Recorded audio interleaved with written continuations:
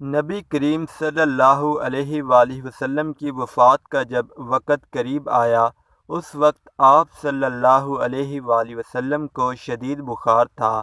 آپ نے حضرت بلال رضی اللہ تعالیٰ عنہ کو حکم دیا کہ مدینہ میں اعلان کر دو کہ جس کسی کا حق مجھ پر ہو وہ مسجد نبوی میں آ کر اپنا حق لے لے۔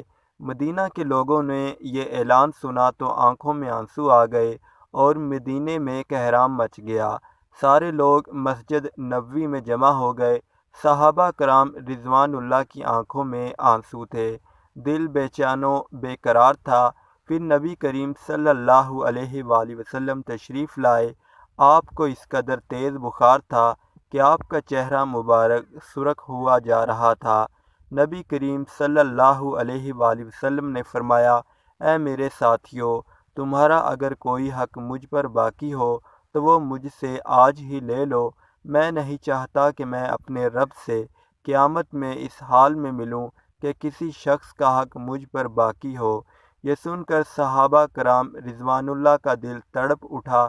مسجد نبوی میں آنسوؤں کا ایک سیلاب بہہ پڑا۔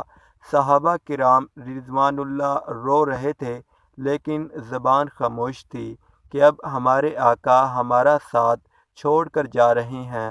اپنے اصحاب کی یہ حالت دیکھ کر فرمایا کہ اے لوگو، ہر جاندار کو موت کا مزہ چکھنا ہے۔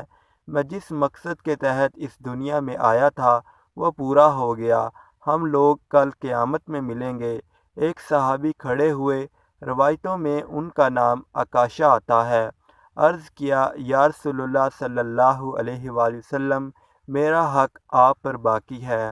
آپ جب جنگ احد کے لیے تشریف لے جا رہے تھے تو آپ کا کوڑا میری پیٹھ پر لگ گیا تھا، میں اس کا بدلہ چاہتا ہوں۔ یہ سن کر حضرت عمر رضی اللہ تعالیٰ عنہ کھڑے ہو گئے اور کہا، کیا تم نبی کریم صلی اللہ علیہ وآلہ وسلم سے بدلہ لوگے؟ کیا تم دیکھتے نہیں کہ آپ صلی اللہ علیہ وآلہ وسلم بیمار ہیں؟ اگر بدلہ لینا ہی چاہتے ہو تو مجھے کوڑا مار لو، لیکن نبی کریم صلی اللہ علیہ وآلہ وسلم سے بدلہ نہ لو۔ یہ سن کر آپ نے فرمایا، اے عمر، اس سے بدلہ لینے دو، اس کا حق ہے۔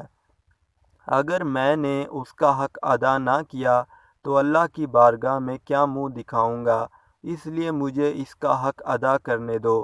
آپ نے کوڑا منگوایا اور حضرت عکاشہ کو دیا اور کہا کہ تم مجھے کوڑا مار کر اپنا بدلہ لے لو۔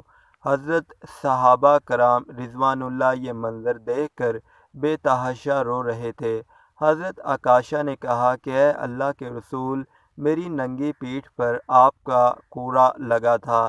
یہ سن کر نبی کریم صلی اللہ علیہ وآلہ وسلم نے اپنا کرتا مبارک اتار دیا اور کہا، لو، تم میری پیٹھ پر کوڑا مار لو۔